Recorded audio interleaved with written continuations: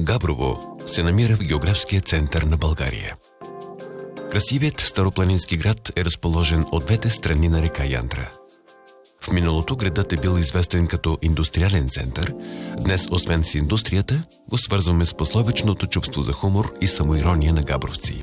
Освен единствения по рода си дом на хумора и сатирата и майския карнавал, който привлича малки и големи в Габрово, градът е известен с красивите си каменни мостове, църквите, резерват и музей с автентична възрожденска архитектура и дух, съвременните високотехнологични производства и споменът за българския Манчестър. На няколко километра от центъра на съвременно Габрово се намира архитектурно-етнографски комплекс Етър. Комплексът е единственият музей на открито в България с жива действаща експозиция. Тук гостите могат да се запознаят с старите занаяти, с народната архитектура, бита и традициите на балканджиите, да се потопят в атмосферата на една отминала епоха. Целта на музейната експозиция е да разкрие стопанското минало на Габрово и региона през Възраждането. В архитектурно-етнографския комплекс Етър се намира единствената в България сбирка на народна техника на вода, което показва как предприемчивите габровци са впрегнали водната енергия в занаятчийските си работилници и други свои дейности. Освен уникалните действащи работилници, в Етъра оживяват обичаите и обредите, характерни за народния календар на българина. В музея се дава нов живот на богатото духовно наследство, песните, танците, фолклора, на които гостите могат да се насладят. В близост до Етъра е разположен Соколския манастир, като любителите на екотуризма могат да достигнат до него по обособена туристическа пътека. Красивият манастир е основан през 1833 година.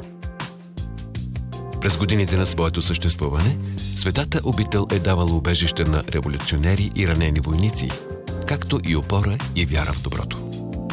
В двора му се намира едно от творенията на майстор Кольо Фичето – белокаменна чешма с 8 чучура. Боженци се намира на 16 км източно от Габрово, на надморска височина около 400 метра. Сгушено в северните склонове на Стара планина, селото е било търговски, културен и духовен център от епохата на Възраждането. До ден днешен Боженци е запазило автентичния си вид, заради който през 1964 година селото е обявено за архитектурен и исторически резерват. Освен разнообразните етнографски и архитектурни паметници и сбирки, тук можете да станете свидетели и на автентични възстановки на народни обичаи, като лазаруване, коледуване, Гергьовден, или пък да организирате своята автентична боженска сватба по стари местни обичаи. Гостите на Боженци могат да отседнат в някоя от възрожденските къщи или да посетят някоя от къщите музеи в резервата, като къщата музей на баба Райна, строена преди повече от 200 години. Къщата на Дончо Попов, един от най-известните богати търговци на кожи и вълна в Боженци от втората половина на 19 век. Старото и новото школо с особено любопитни експозиции или работилницата за пречистване на восък, така наречената Менгема, оригинално съоръжение от близо 200 години. За възрожденския и просветителски дух на региона свидетелства и фактът, че именно в Габрово е основано първото светско новобългарско училище, по-популярно като Априловската гимназия. До днес гимназията е сред най-престижните училища в страната, а съвсем естествено точно тук се помещава и Националният музей на образованието. Експозициите му са разположени в 5 зали и представят развитието на писмеността и образователните методи от 19 век до наши дни. Сред интересните експонати са първият български училищен печат, средства за писане от средновековието, възстановка на кабинет по естествени науки от 19 век, преподавателски пособия и други. Най-интересна за малките посетители на музея е възстановката на взаимното училище. Просветителският и изследователски дух е закотвен в сърцата на габровци. За безграничното любопитство и любов към знанието на местните свидетелства и Народна астрономическа обсерватория и планетариум, открита през 1984 година, недалеч от центъра на града, в живописния квартал Петкова нива. В звездната зала на обсерваторията, посредством проекционния апарат планетариум, се демонстрира вида на звездното небе. Точно копие на истинското, то пленява въображението и провокира усещането за безкрайността на времето, за непостижимата и уникална хармония на Вселената. В тази специфична обстановка се изнасят учебни, обзорни и детски лекции и програми, които остават незабравими спомени у посетителите. Продължаваме разходката из Габрово с посещение на един от символите на града – Дечковата къща. Сградата е събрала в себе си много история. През годините е била девическа гимназия, кметство, лазарет за ранените по време на Руско-турската война. Дечковата къща в момента е музей с любопитна експозиция, посветена на културата и градския бит от края на 19 век и началото на 20 век. Къщата помещава и ретродрогерия и автентично, напълно функциониращо фотоателие от началото на 20 век. Мебелите и виенските завеси, огледалата и часовниците, венецианските кристални сервизи за вино и ликьор, газените лампи в уникалния салон и в гостните стаи, всичко е оригинално, сякаш е консервиран духа на Възраждането, на градския дух от 19 век. Наблизо се намира регионалния исторически музей на град Габрово. Той ще ви срещне с емблематични моменти и личности от епохата на Възраждането, както и с експонати от по-далечни праисторически времена, с любопитни факти от развитието на Габрово като селище и като занаятчийски и по-късно индустриален център. Музеят е разположен в красива сграда, в която някога се е помещавала Българска народна банка. Тя е построена през далечната 1904 година в стил барок и впечатлява с изящната си фасада. Следващата ни спирка се намира само на няколко крачки.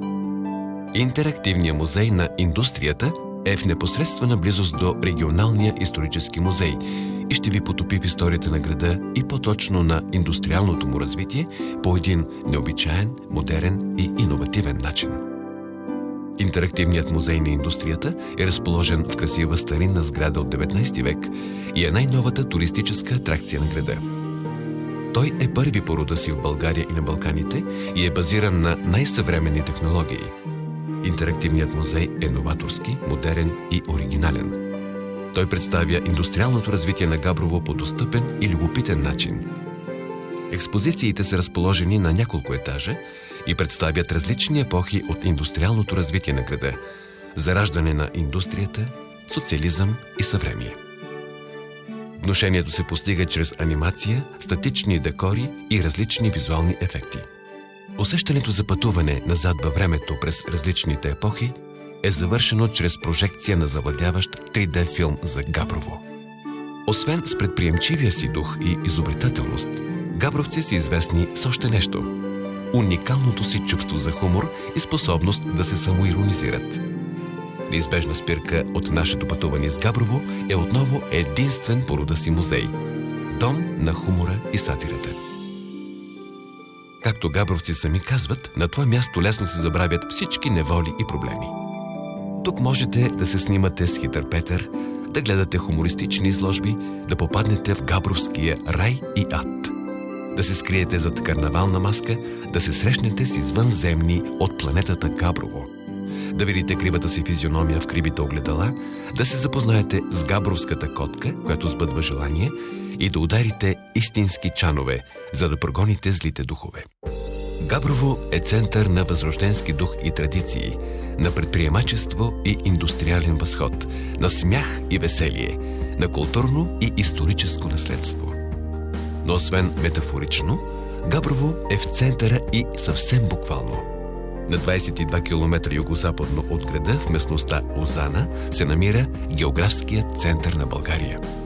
На билото на Централна Стара планина, на границата между два парка – Природен парк Българка и Национален парк Централен Балкан, на средата на територията на България и в сърцето на всеки, който е бил поне веднъж там, Озана е място, което задължително трябва да посетите. Местността е традиционна туристическа дестинация с многообразни възможности за пълноценна почивка през всички сезони в планината. Екопоходи и пешеходен туризъм, туристическо ориентиране, фото и видеосафари, планинско колоездене, зелени и бели училища и други. В местността целогодишно работят 10 туристически бази, информационен център, 3 големи и 3 малки ски писти. Габрово пази своя старинен чар и традиции живи. Съчетанието между запазени възрожденски традиции и модерен европейски облик прави града предпочитано място за много туристи. Културни атракции, интерактивни забавления и автентичен, истински допир до бита и културата на отминали векове. Това е Габрово. Тук всеки може да намери нещо за себе си и да го отнесе като спомен от своето незабравимо пътуване.